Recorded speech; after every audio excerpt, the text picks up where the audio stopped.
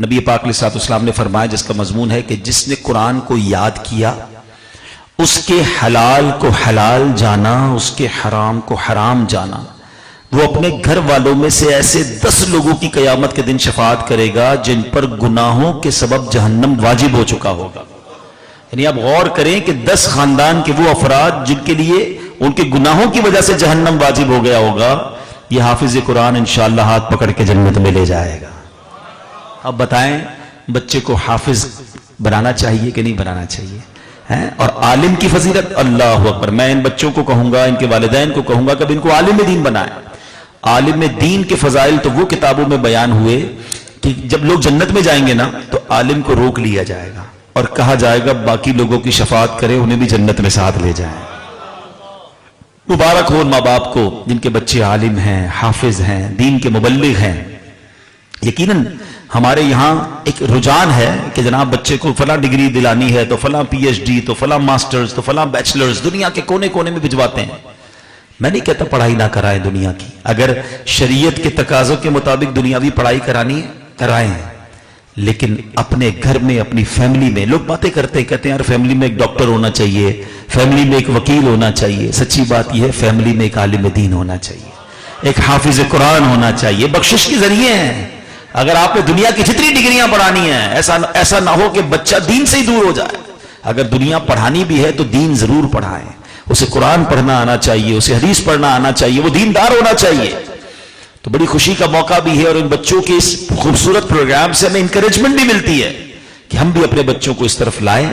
ہاں ایک بات میں ضرور کہوں گا، میں کوشش کرتا ہوں ہر ہی حفظ قرآن کے پروگرام میں یہ بات عرض کرتا ہوں کہ اب ان بچوں نے بھی اور ان کے گھر والوں نے کام کرنا ہے، کیونکہ حافظ بننا آسان ہے، حافظ رہنا آسان نہیں ہے۔ ہاں بچے حفظ کر لیتے ہیں، پھر بڑے ہو کر ان کو دنیا کے کاموں میں لوگ لگا دیتے ہیں، جاب کرتا ہے، کوئی کاروبار کرتا ہے، شادی ہو جاتی ہے، اب وہ جو حفظ قرآن ہوتا ہے نا وہ بھول جاتا ہے۔ تو یہ نہ کیجئے گا، یہ جو جتنی بھی فضیلتیں ہیں نا یہ جب ملیں گی جب قبر میں قرآن یاد ہو کر لے کے جائے گا بندے، نہیں حافظ قرآن قبر میں جانا ہے تو زندگی بھر قرآن یاد رکھنا ہے۔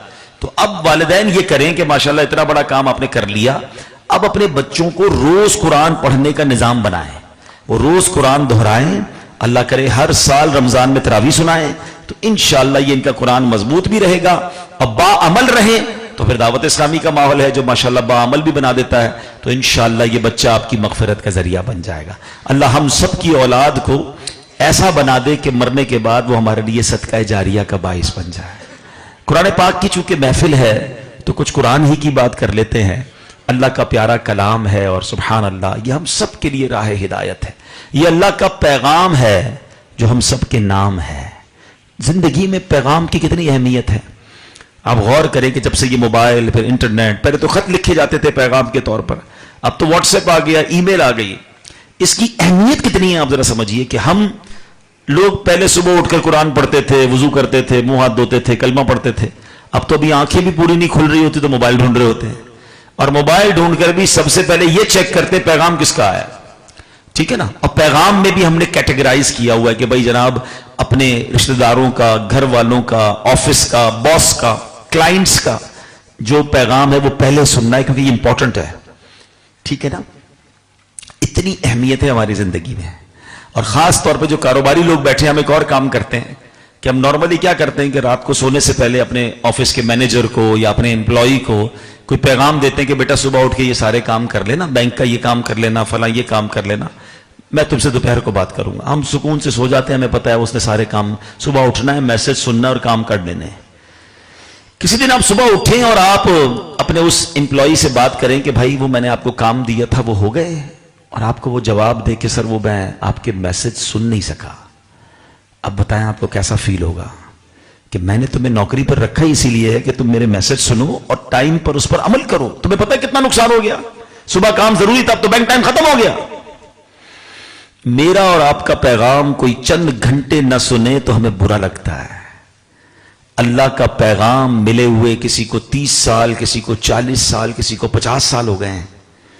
کیا سب نے قرآن پڑھ لیا ہے، سمجھ لیا ہے؟ اللہ کا پیغام آ چکا ہے ہمارے پاس، ہم سب کے گھروں میں قرآن پاک ہے، مگر پڑھنے کا ٹائم نہیں، سمجھنے کا ٹائم نہیں۔ اچھا ایک تو پورے قرآن کو پڑھنا ضروری، اچھی بات ہے، مگر کیا آپ کو پتا ہے قرآن مجید فرقان حمید میں 89 تقریباً 90 آیتیں وہ ہیں جس میں اللہ کریم نے مجھ سے اور آپ سے براہ راست بات کی ہے، ڈائریکٹ، یا ایھا الذین آمنو کہہ کر، او یو بلیورز، ایمان والے کون ہیں؟ ہم سارے ہیں نا الحمدللہ. یعنی مجھ سے میرے رب نے کیا بات کی ہے، کیا کم از کم وہ پڑھ لی ہم نے؟ اب بندہ کہے قرآن تو عربی میں حضرت ہم تو میر پوری بولتے ہیں، تو بھائی یہ تو بہانہ نہیں چلے گا نا. علماء نے تو ترجمے بھی لکھ دیے، کتنی زبانوں میں ترجمے، تفسیر. دعوت اسلامی نے تو کمال یہ کیا کہ ترجمہ بھی دیا، تفسیر بھی دی، نہیں پڑھ سکتے تو آڈیو میں بھی دیا کہ کم از کم سن لیں. مگر وہ پڑھنے کا بھی سمجھنے کا ٹائم نہیں. کیا اللہ کی بارگاہ میں یہ جواب چلے گا کہ یا اللہ بڑا بیزی تھا، اپنی فیملی کے ساتھ بیزی تھا، کاروبار میں لگا رہتا تھا، قرآن تھا میرے پاس، میں نے قرآن سے تعلق رکھا تھا، اس کو چومتا تھا، اس کو جلدان میں رکھتا تھا، کبھی گھر میں کوئی انتقال ہو جاتا تو فاتحہ میں قرآن پڑھواتا تھا، نئی دکان لیتا تھا تو وہاں قرآن پڑھاتا تھا، بس اتنا تعلق تھا، باقی پڑھنا نہیں تھا، سمجھنا نہیں تھا. سچ بتاؤ کیا یہ جواب چلے گا؟ اپنے دل سے پوچھیں. اللہ نے مجھ سے اور آپ سے بات کی اور میرے پاس ٹائم ہی نہیں ہے پڑھنے کا، ابھی تک پڑھا ہی نہیں ہے. میں ایک واقعے سے آپ کو ہماری قرآن سے دوری کا احساس دلاتا ہوں. ایک صاحب نے اپنے گھر پر قاری صاحب کو بلایا، ہر سال دعوت کرتے تھے مسجد کے امام صاحب کی، تو دعوت کی، کھانا وانا لینے گئے، کھانا کھلایا، بڑے اچھے طریقے سے دعوت ختم ہوئی، امام صاحب چلے گئے. تو بیٹا کہتا ہے ابا جان میرے بہت بڑی رقم یہاں پڑی ہوئی تھی، جہاں امام صاحب بیٹھے تھے نا کھانے کے لیے کمرے میں تھوڑی دیر کے لیے باہر گیا تھا کھانا لینے، واپس آیا ہوں رقم نہیں ہے. والد صاحب کہتا ہے بیٹا کیسی بات کرتے ہو، امام صاحب تھے، بڑے نیک آدمی ہیں، وہ تھوڑی چوری کر سکتے ہیں. کہتا ہے میں بھی نہیں کہتا چوری کی، لیکن جب وہ گئے پیسے بھی غائب ہو گئے، میں بہت ڈھونڈا نہیں مل رہے. تھوڑے عرصے بعد امام صاحب پھر آئے گھر پہ، 1 سال بعد پھر کھانا پیش کیا، وہ بچہ تھا، اس کے پیسے تھے، اس کو یاد تھے. اس نے ڈرتے ڈرتے کہا امام صاحب وہ ایک بات کہوں گا، ذرا ناراض نہیں ہوئیے گا. تو کہا بیٹا کیا کہنا چاہتے ہو؟ کہ آپ پچھلے سال آئے تھے نا ہمارے گھر پہ، تو آپ جہاں بیٹھے تھے میری اچھی خاصی رقم وہاں پڑی ہوئی تھی، آپ گئے اس کے بعد سے وہ رقم ہی نہیں مل رہی. امام صاحب رونے لگ گئے. وہ بیٹا کہتے معاف کیجئے میں نے آپ کو چور نہیں کہا، لیکن میں سوال کر رہا ہوں، آپ نے پیسے دیکھے تھے آپ نے؟ آپ فرماتے بیٹا وہ جو سامنے قرآن پاک پڑھا نا ذرا اٹھا کے لاؤ. وہ نوجوان قرآن پاک لے کر آیا، آپ نے فرمایا اس کو کھولو. اس جلدان کو جب کھولا گیا تو اس میں وہ پیسے پڑے ہوئے تھے. امام صاحب نے کہا تم جب کھانا لینے گئے پیسے بکھرے ہوئے تھے، میں نے سوچا ادھر ادھر ہو جائیں گے، قرآن میں رکھ دیتا ہوں، روز تلاوت کرتے ہوگے تمہیں مل جائیں گے. میں رو اس لیے رہا ہوں کہ میں 1 سال بعد آیا ہوں، پورے سال تمہارے گھر میں قرآن نہیں کھلا ہے. سچ بتائیں ہم کتنا قرآن پڑھتے ہیں؟ ہم نے قرآن سے تعلق رکھا ہے؟ یار بھائی جلدی سے نیا قرآن لے آؤ، کیوں نہیں نیا گھر لے آؤ تو رکھوانا ہے، جلدی قرآن لے آئے، وہ اپنی نئی دکان پہ قرآن رکھوانا ہے، قرآن کا ختم کرو. اچھا افسوس تو یہ ہوتا ہے اتنی بے تعلقی ہو گئی ہے قرآن سے کہ ہمارے گھر میں اگر اللہ نہ کرے کسی کا انتقال ہو، سویم ہے، 40واں ہے، فاتحہ ہے، بچے آئیں گے مدرسے کا قرآن پڑھنے کے لیے، جس کے والد کا فاتحہ ہے وہ اس میں بھی بیٹھ کے قرآن نہیں پڑھ رہا ہوتا. بچے پڑھیں گے، میرے ابا کے لیے بھی بچے پڑھیں گے، اپنی دکان پہ ختم کروائیں گے، خود دوستوں کے ساتھ بیٹھے ہوں گے اور مدرسے کے بچے قرآن پڑھ رہے ہوں گے. یار میں قرآن کیوں نہیں پڑھنا چاہتا، میرا دل کیوں نہیں لگتا قرآن پڑھنے میں؟ آج قرآن کی محفل میں آئے نا تو میں آپ کے دل کے دروازے پر دستک دینا چاہتا ہوں. حدیث پاک کے الفاظ ہیں، وہ دل ویران ہے جس میں کچھ قرآن نہیں ہے. پوچھئے سب اپنے آپ سے کہ ہمارے دل میں کتنا قرآن ہے. سوچئے نا، ہم اپنے بچوں کو حافظ بنا دیتے ہیں، بچوں کو مدرسے میں بھیج کے بعض اوقات لوگ کہتے ہیں میرے بچہ حافظ ہے، میرا بچہ قرآن پڑھ رہا ہے، بہت اچھی بات ہے. ہم کتنا خود قرآن پڑھ رہے ہیں؟ کیا قرآن میرے لیے نہیں ہے؟ یہ دل کا نور ہے، یہ قبر کا ساتھی ہے، یہ شفاعت کرنے والا ہے. سارے لوگ موبائل یوز کرنے والے بیٹھے ہیں. میرا یہ بیان امید ہے لائیو بھی جا رہا ہوگا، دنیا بھر میں لوگ سن رہے ہوں گے. آپ دیکھیں کہ ہم کتنے موبائل کو یوز کرتے ہیں.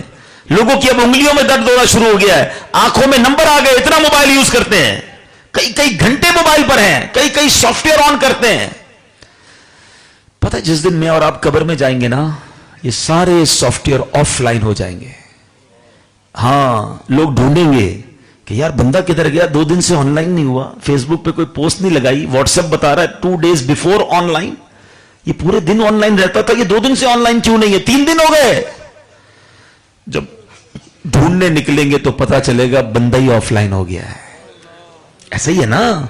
لیکن آپ کو پتا ہے میں اور آپ قبر میں جائیں گے، سارے سافٹ ویئر آف لائن ہوں گے، قرآن ادھر بھی آن لائن ہوگا.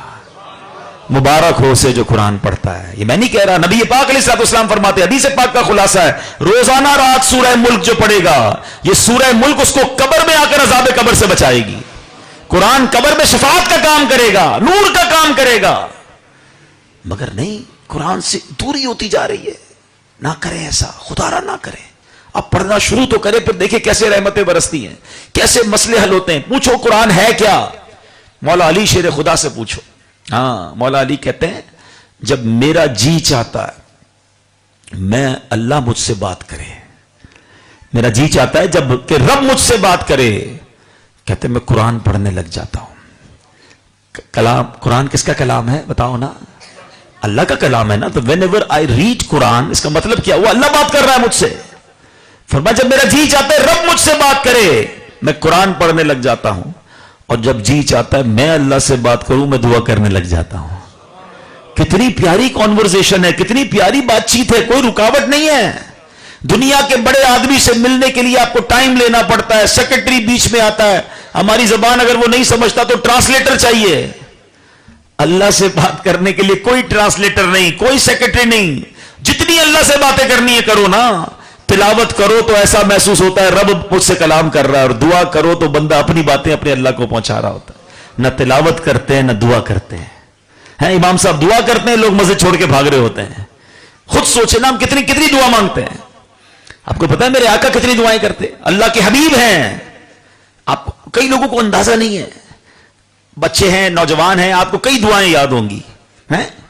घर में दाखिल होने की दुआ, घर से बाहर आने की दुआ, खाना खाने से पहले की दुआ, खाना खाने के बाद की दुआ, सोने से पहले की दुआ, उठने के बाद की दुआ, इवन यहां तक के बैतुल खला में जाने से पहले की दुआ, फरागत के बाद की दुआ, दूध पीने की दुआ, आईना देखने की दुआ। इसका मतलब क्या है कि मेरे आका तो हर काम से पहले दुआ कर रहे हैं, कदम कदम पर दुआएं मांग रहे हैं। अपने रब से इतना जबरदस्त ताल्लुक है, हमारा पूरा दिन गुजर जाता है हम अल्लाह से बात नहीं करते। अच्छा, मसले मसाइल सबके साथ है। मैं इधर से शुरू करूं और एक कागज कलम दूं सैयद साहब को, सैयद साहब जरा लिखवाएं अपने अपने प्रॉब्लम, तो शायद कई डायरियां भर देंगे लोग यहां तक पहुंचते हैं। सब बंद, हर कोई किसी ना किसी परेशानी में है।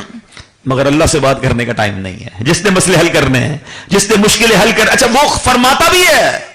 कमाल तो यह है जिसने मसले हल करने, उसका खुद फरमान है, उदऊनी अस्तजिब लकुम, मांगो मैं तुम्हें अता करूंगा। हम सब के पास जाते हैं, हम रब के पास नहीं जाते।